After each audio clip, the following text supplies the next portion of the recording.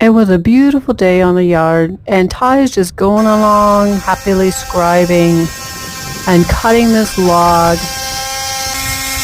I mean, just look at that cut.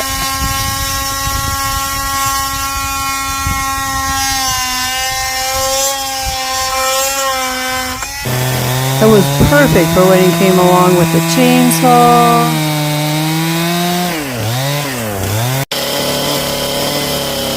And his detailing is just on point.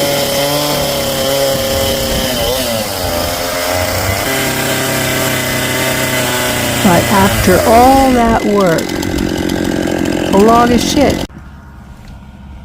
Why you didn't use it last time? No way, no one could know we put that in. It is a soft. So we didn't use. I remember this log from Matt's. We didn't use it on purpose because it was just too. Yeah.